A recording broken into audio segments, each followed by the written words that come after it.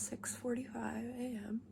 I have a pretty busy day ahead of me, but the first thing on my list is I do have a math midterm at 8:30.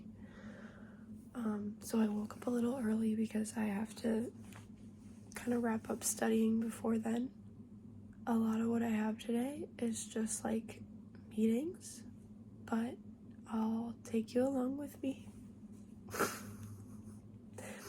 Okay, see you soon.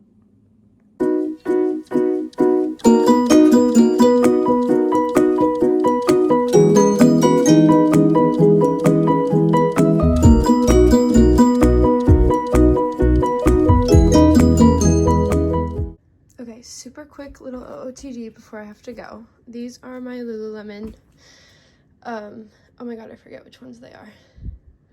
They're sneakers, I don't remember which one.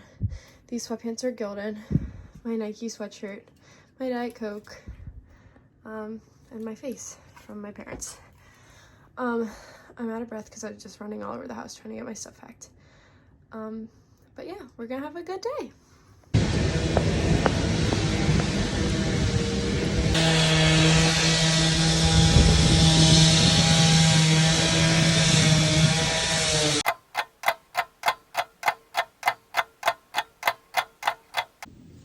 Hello.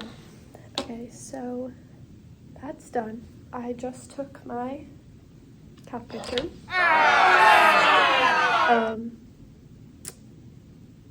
It was fine. I don't want to talk about it. But now I'm here and I'm literally by myself, but like I told Raquel to come. She didn't. I have a couple things to do before my next class at 1, so I figured I would sit here for a second and talk about some little tips and tricks that I use to stay organized, especially during midterm season. And it's like realistic too, because like I feel like every time you watch a YouTube video that's like, oh, here's my tips and tricks for staying organized during exams, and they have this like beautiful like Notion set up and they're like writing everything down, like I don't function like that, and most people don't function like that.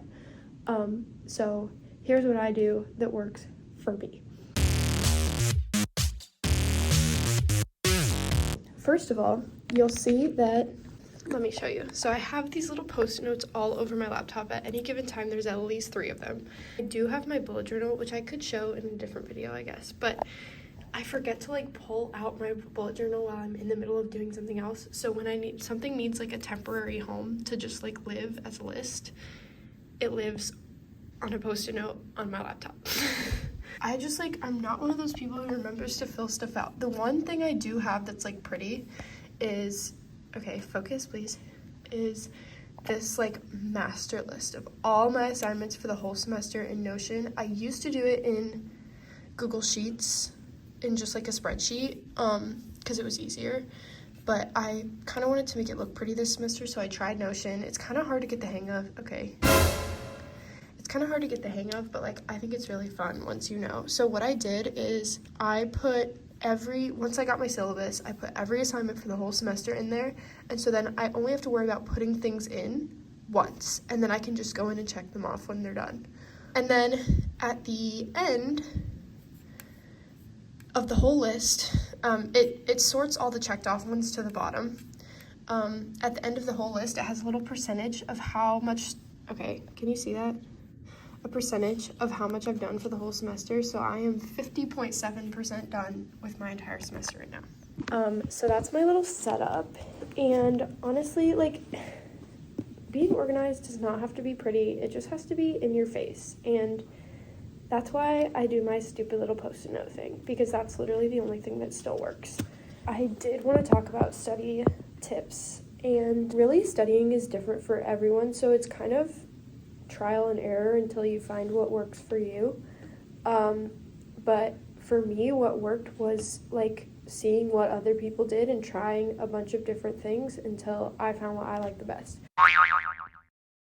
When I study, or just work in general, like this could be writing papers, whatever, I do use the Pomodoro method, which is you work for 25 minutes and then give yourself a 5-minute break.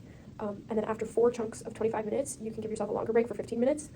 I have adapted it a little bit to make more sense for me, because I find that if I just force myself to stop after 25 minutes, if I had any momentum built up during that time, I kind of lose it, and it's gone. It's hard to find that back. So I did get this really awesome tip from one of my teachers in high school. First of all, don't stop to take a break until you have reached a good stopping point. Usually, if I'm writing and I'm in the middle of a sentence or a paragraph, I finish my thought and then I stop. If I'm studying and I'm working on like one particular section, I finish that section and then I stop. But then when you stop, and this is where the tip from my high school teacher comes in, when you stop, you write down where you're going to pick up next. It's so much easier to get started again and not get stuck in this just sitting there when you have somewhere to start that you had already decided on. One other thing, people always say, like, you have to be in a room with no distractions, like silent.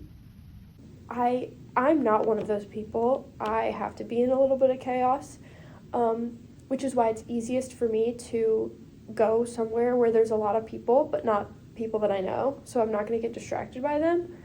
But it's still like a crowd. There's like a little bit like chatter happening around me. I work at a lot of coffee shops, cafes, like anything public. I like to work outside a lot too, because there's like kind of ambient noise.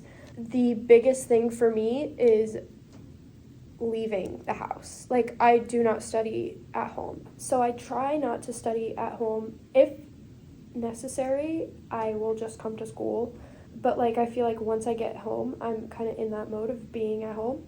So I leave the house, I go somewhere public with like a lot of noise, but I do put my headphones in and kind of still have that background chatter. And then sometimes I'll layer, this is like insane, I promise I'm normal, but like I'll layer brown noise over the background chatter, and then also music, just because I like have to have the entire spectrum of sound filled so that there's not like anything empty for me to get distracted.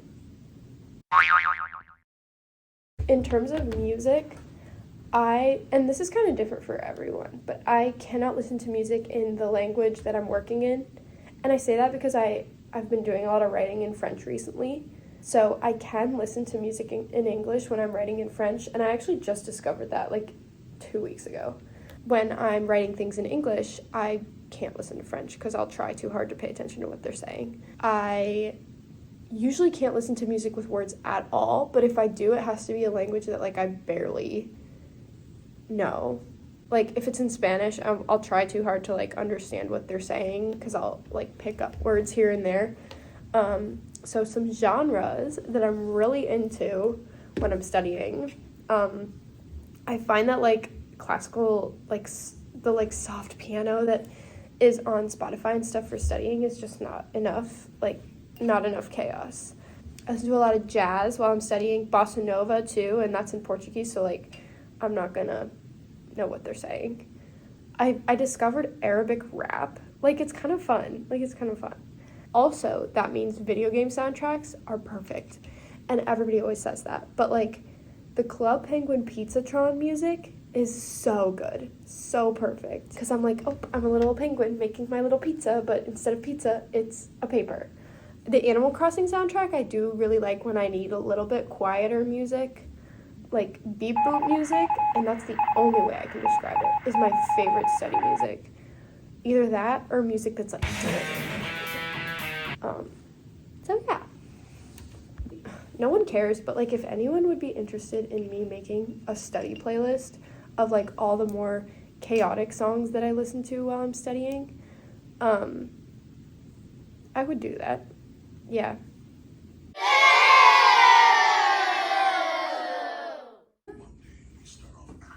I didn't know that the library had 3 floors. Raquel just found out that the library has 3 floors. I didn't know it had a 2nd floor until a couple days ago. What?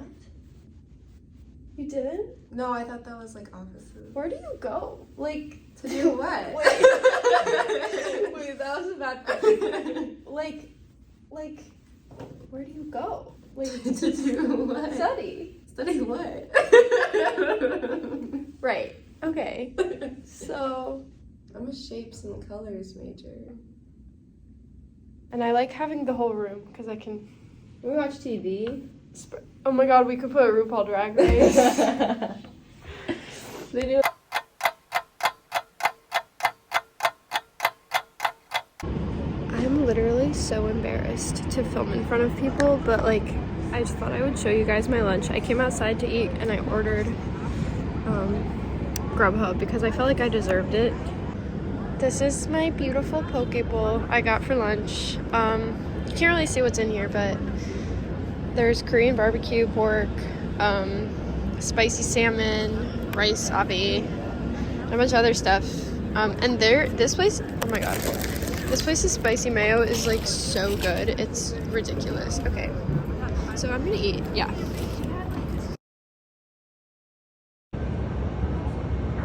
Oh, what's he doing? What are you doing? Can you see that? So little. Hi.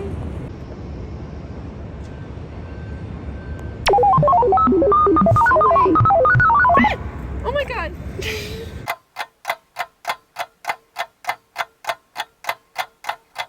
I have no idea if there's going to be too much sound, but I decided to walk home from school today because I have a lot of energy. I need to get out. So that's what I'm doing because I literally just sat all day and did work. So I'm walking home. I decided to walk down by the river. Top walking and biking spot in New York City. I'm so serious. Riverside Park is my best friend. And yes, it looks over the New Jersey skyline. Do I really care? No. Like, it's fun. It's fun. And you get to like get a nice breath of fresh air, forget you're in the city for a second, and be next to the water. So, yeah.